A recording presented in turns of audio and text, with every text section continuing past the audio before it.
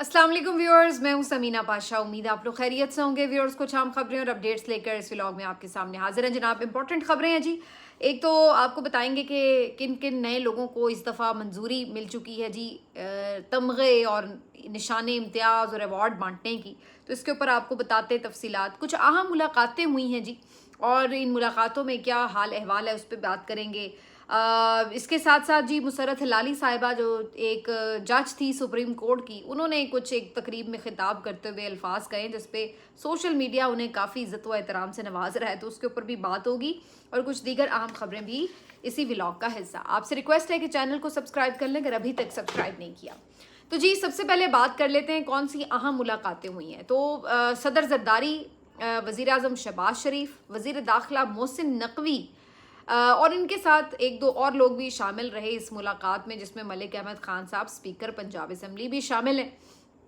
और इस मुलाकात को काफ़ी अहमियत दी जा रही है। उसकी वजह यह है कि सियासी महाज पर एक भूचाल है, जहां पीपल्स पार्टी के अपने मसाइल थे कश्मीर इलेक्शन को लेकर। अब आपने देखा है कि बिल्कुल खामोश हो गए हैं बिलावल भुट्टो जरदारी साहब भी, और वो बड़के शड़के जो पिछले दिनों वो मार रहे थे, जो उल्टी गिनतियां गिन रहे थे, वो गिनती शंती उनकी हो गई है सीधी, और फिलहाल वो भी हो गए हैं खामोश। उधर उनके अब्बा जान ने जो अहम तकरीब थी 14 अगस्त की, उसमें जिस तरीके से फील्ड मार्शल साहब की तारीफ़ें की हैं और जिस तरह से निज़ाम के साथ चलने के अज़्म का इरादा किया है, तो उसको देख के ये अंदाज़ा लगाना मुश्किल नहीं है कि पीपल्स पार्टी फ़िलहाल कोई बहुत बड़ा फ़ैसला करने नहीं जा रही।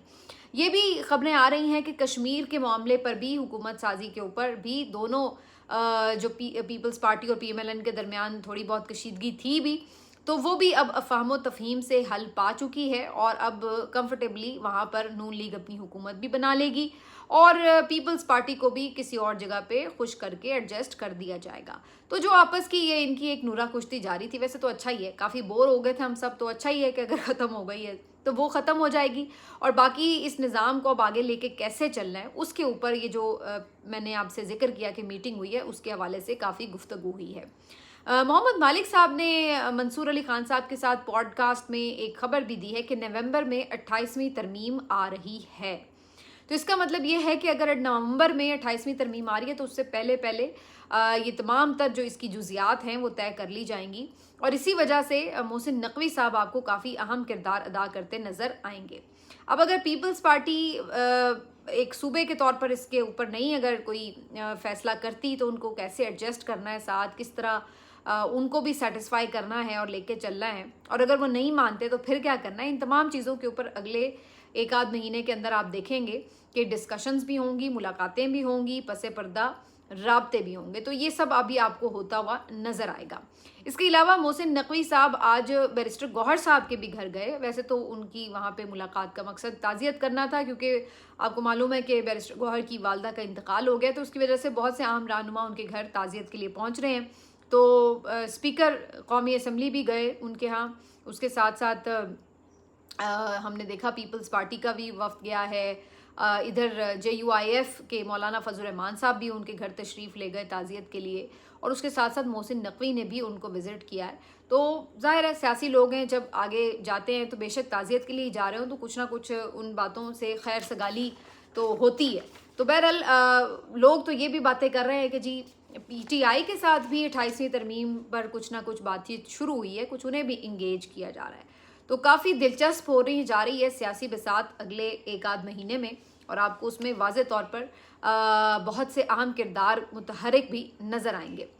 तो बहरहाल जी जहाँ ये अहम हो रही हैं मुलाकातें, मेल मुलाकातें, तो वहीं पे हुकूमती वज़रा की भी जो है वो खूब खिदमत की जाएगी। उसकी वजह ये आप देख रहे हैं मोहसिन नकवी साहब तो खैर माशाल्लाह हर महाज के ऊपर बड़े एक्टिव होते हैं, चाहे उनके करने के काम हों भी ना तो वो उनमें भी एक्टिव होते हैं। तो शायद यही वजह है कि उनको भी एक तमगा जो है वो दिया जाएगा, जिसकी मंजूरी दे दी गई है, और आगे जो 23 मार्च आएगी उसके ऊपर ये अवार्ड्स दिए जाएंगे। तो इनमें जो इस दफ़ा भी अवार्ड्स पे नाम आ रहे हैं, अगर आप सुने तो आपको खासी सुन के जो है वो हैरत भी होती है, बाज़-औक़ात अफसोस भी होता है कि तमगों को किस तरीके से बांटा जा रहा है लोगों को खुश करने के लिए, ऑब्लाइज करने के लिए, और इनकी वक़्त में कमी आ रही है इस वजह से। और जब से ये हुकूमत आई है, ये एक बेदरेग सिलसिला शुरू हो गया है कि किसी को भी किसी भी खिदमत के बगैर ही जिस तरह मर्जी अवार्ड दे के आप नवाजते फिरें।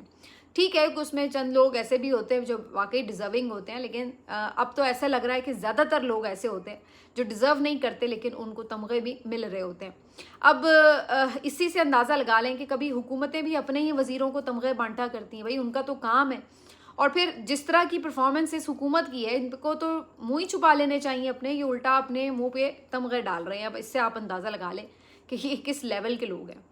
ابھی میں دیکھ رہی تھی کہ جناب تمغے اس دفعہ جن وزراء کو ملنے جا رہے ہیں ان میں کون سے نام شامل ہیں، تو آپ بھی حیران ہو جائیں گے۔ تو جناب اس میں پتہ چل رہا ہے کہ محسن نقوی صاحب اس میں شامل ہیں، اس میں جو ہمارے وزیر خزانہ ہیں محمد اورنگزیب صاحب وہ بھی شامل ہیں، اس کے ساتھ ساتھ جناب اس میں اسحاق ڈار صاحب شامل ہیں، اور اس میں احد چیمہ صاحب بھی شامل ہیں۔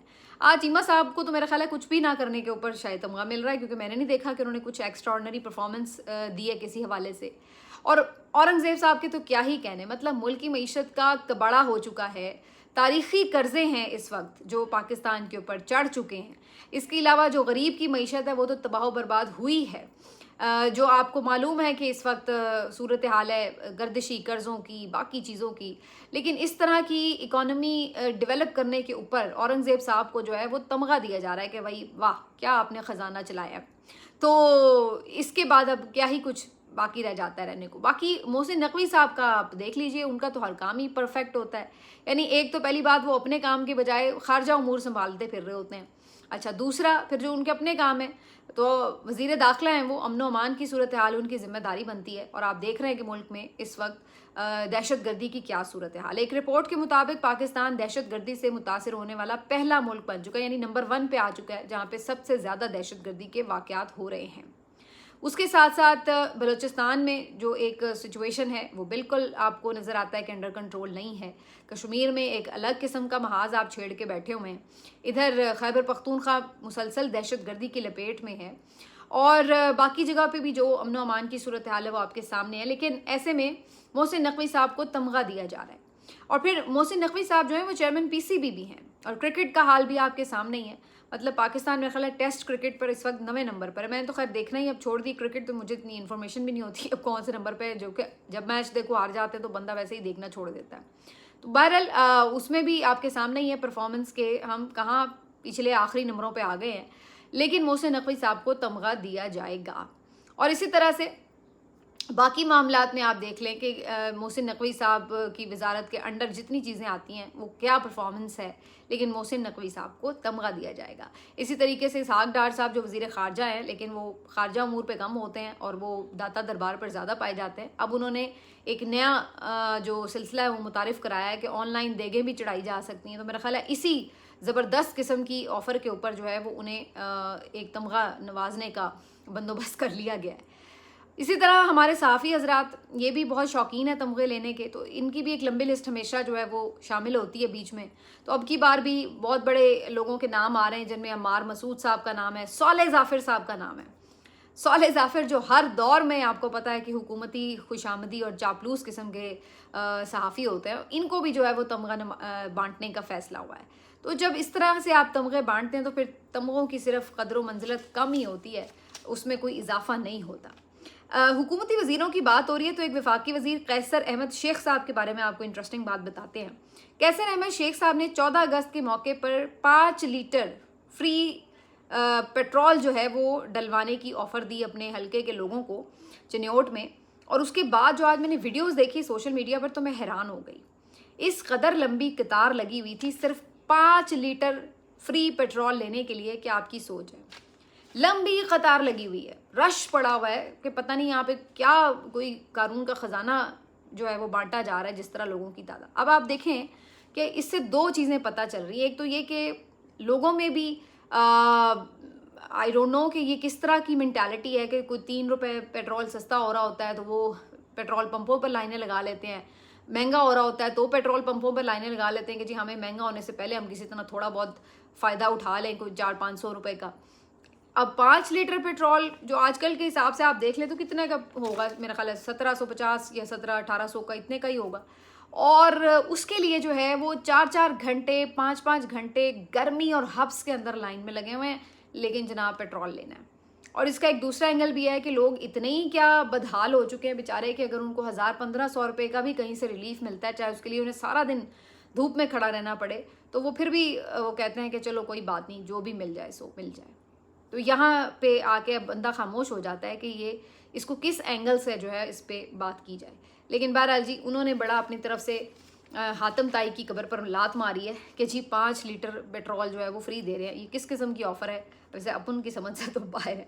اچھا جی، ایک جو اہم اور چیز دیکھنے میں آئی وہ مسرت ہلالی صاحبہ، جو کہ ابھی حال ہی میں سپریم کورٹ سے ریٹائر ہونے والی جج ہیں، انہوں نے ایک تقریب سے خطاب کیا اور وہاں پر وہ شکوہ کرتی نظر آئیں کہ جی سوشل میڈیا نے ان کے اوپر بڑا اٹیک کیا اور ان پر بلو دا بیلٹ جو ہے وہ حملے کیے ہیں اور ان کو ذاتی طور پر بڑی تنقید کا نشانہ بنایا. تو وہ کہتی ہیں کہ جی مجھے تو کوئی فکر نہیں ہے، میرا ضمیر تو مطمئن ہے اور سوشل میڈیا کی میں نے پرواہ نہیں کی، اور ویسے بھی یہ ہونا نہیں چاہیے کہ آپ ججوں کے اوپر تنقید کریں، آپ ججوں کے فیصلوں پہ بات کریں لیکن ان کے ذاتی فعل کے اوپر بات نہ کریں.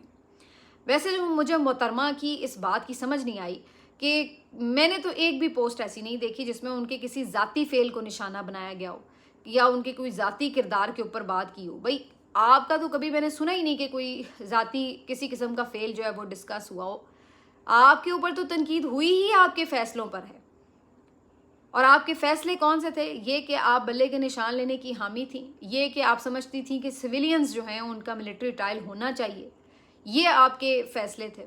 اور ہر کالا فیصلہ جو قاضی فائز عیسیٰ نے دیا وہ آپ کو ساتھ بٹھا کر بغل میں اور اس کے ساتھ وہ فیصلہ دیتے تھے اور آپ اس میں ہاں میں ہاں ہمیشہ ملاتی رہی. تو فیصلوں پہ ہی تنقید ہوئی ہے، کوئی کسی نے آپ کے اوپر تو تنقید نہیں کی. لیکن افسوس کی بات یہ ہے کہ آج اس تنقید کو سن کر اپنے فیصلوں پر شرمندہ ہونے کے بجائے محترمہ فرما رہی ہیں کہ جناب ان کو تو فکر ہی نہیں ہے، وہ تو سمجھتی ہیں کہ وہ بہت کارنامے کر کے گئی ہیں. تو اگر آپ نے اتنے ہی کارنامے کیے ہوتے تو آج لوگ آپ کو عزت و احترام سے پکار رہے ہوتے، آپ کا نام بلند کر رہے ہوتے، آپ کے لیے اچھے الفاظ استعمال کر رہے ہوتے. آپ کو اگر یہ محسوس ہو رہا ہے کہ لوگ آپ کے اوپر تنقید کر رہے ہیں یا آپ کے اوپر کوئی کسی قسم کی آپ کی یعنی اس طرح کی تنقید کی جا رہی ہے جو آپ کو ناگوار گزر رہی ہے، تو اس کی وجہ یہی ہے کہ آپ کے فیصلے درست نہیں تھے محترمہ. تو پتہ نہیں اس رجیم کو کس طرح کے لوگ دستیاب ہوئے ہیں کہ ایک تو یہ لوگ ڈھٹائی کے ساتھ غلط کام کرتے ہیں اور اس کے بعد اس پہ شرمندہ بھی نہیں ہوتے، ان کا ضمیر بھی نہیں جاگتا. پتہ نہیں کون سا حرام کے لقمے میں اللہ تعالیٰ نے کوئی اثر ڈالا ہوا ہے کہ اس کے بعد وہ آپ کے ضمیر کو ہمیشہ کے لیے سلا دیتا ہے کہ آپ کے اندر کبھی کوئی ایک رمق باقی نہیں رہتی اس احساس کے کہ آپ نے لوگوں کے بچوں کے ساتھ کیا کیا، آپ کے غلط فیصلوں کی وجہ سے لوگوں کے بچوں نے کیا کیا بھگتا ہے. اور سب سے زیادہ اس میں جو تکلیف ہوتی ہے نا مجھے یہ ججز کے اوپر ہوتی ہے، کیونکہ ان کے ہاتھ میں بہت کچھ ہوتا ہے لیکن یہ لوگ اپنے ذاتی مفادات کی خاطر ہر چیز بھلا بیٹھتے ہیں. اب ایک جو میں نے چیز اور ڈسکس کرنی ہے وہ جو یہ یوم آزادی کی تقریبات ہوئیں تو اس کے اوپر ہر کوئی اپنے اپنے کریڈٹس لے رہا تھا اور یہ وہ، لیکن میں حیران اس بات پہ تھی کہ اوور آل مجھے اس پوری جشن آزادی کے موقع پر ٹوٹلی ایک بندہ مسنگ لگا، اور وہ بندہ وہ تھا جس نے یہ پاکستان بنا کے دیا، یعنی قائد اعظم محمد علی جناح. مطلب پی ٹی آئی ذکر کر رہی ہے تو عمران خان کا ذکر کر رہی ہے، آزادی کی بات کر رہی ہے، وہ اپنے حساب سے اس کو کر رہے ہیں سیلیبریٹ بھی اور جو بھی آپ کہہ لیں پروٹیسٹ بھی. پی ایم ایل این والے جو حکومتی سطح پر یہ آرگنائز کر رہے تھے ان کا تو آپ اندازہ لگائیے. یہ لبرٹی میں بڑا جشن منانے کا اہتمام تھا تو قدآور تصویر لگائی ہوئی ہے محترمہ مریم نواز صاحبہ کی، اور بے تحاشا جگہ پر بل بورڈز اور وہ لگائے گئے، بینرز لگائے گئے جشن آزادی کے موقع پر. پورا لاہور انہوں نے بھرا ہوا تھا مریم نواز کی شکل سے. اور اگر نہیں کوئی آپ کو تصویر نظر آتی تو وہ قائد اعظم محمد علی جناح کی نظر نہیں آتی. پھر آپ ان کی مرکزی تقریب سن لیں، اس میں تقریریں سن لیں، آپ کو اس میں بھی کہیں پہ نظر نہیں آ رہا کہ بہت کوئی خراج عقیدت پیش کیا جا رہا ہو بانی پاکستان کو. اور آپ اس کے بعد ان کا سوشل میڈیا اٹھا کے دیکھ لیں، اس میں بھی جو ان کی وہ ہیں مریم نواز کی سہیلیاں، وہ کوئی جن کو وزارتیں بانٹی ہوئی ہیں، وہ بھی اٹھا کے مریم نواز کی تصویریں لگا رہی ہیں. جی ہیں بڑی ہم نے جی وہ بنا لی ہے، سیلیبریشنز کر لی ہیں اور یہ ہو گیا اور وہ ہو گیا. کسی جگہ پر آپ کو ان کے جو آفیشیل اکاؤنٹس ہیں اس کے اوپر کہیں پہ کوئی خراج تحسین، کوئی خراج عقیدت قائد اعظم محمد علی جناح کے لیے نظر نہیں آتا. کسی بینر پہ ان کی تصویر نظر نہیں آتی, کسی جگہ پہ ان کے نظریات کا پرچار نظر نہیں آتا کہ قائد اعظم محمد علی جناح نے آپ کو تعلیمات کیا دیا, آپ اس کے اوپر بات کر رہے ہوتے ہیں, ان کے افکار کے اوپر بات کر رہے ہوتے ہیں, ان کی قربانیوں کو خراج تحسین پیش کر رہے ہوتے ہیں. کوئی چکر نہیں, میں چل رہی ہے, ہم نے یہ کر دیا, ہم نے وہ کر دیا, اس نے یہ کر دیا, ہم نے یہ کر دیا. فل ٹائم اپنی تشہیری مہم ایسے چل رہی ہے کہ جیسے پاکستان ان لوگوں نے بنا کے دیا ہو. ہمیں تو پتہ ہی نہیں تھا کہ جی پاکستان تو مریم نواز صاحبہ اور نواز شریف صاحب نے بنا کے پتہ نہیں دیا, یہ ہمیں آج پتہ چل رہا ہے, کیونکہ جس شخص نے بنا کے دیا اس کا تو کوئی ذکر ہی نہیں تھا, وہ تو مسنگ پرسن ہو گیا. تو ایسے لگتا ہے جیسے ہماری آزادی ہائی جیک ہو گئی ہے, اس طرح پورا فنکشن بھی ہائی جیک ہی ہو گیا. ملتے ہیں آپ سے اگلے ویلاگ میں, اپنا خیال رکھیے, اللہ حافظ.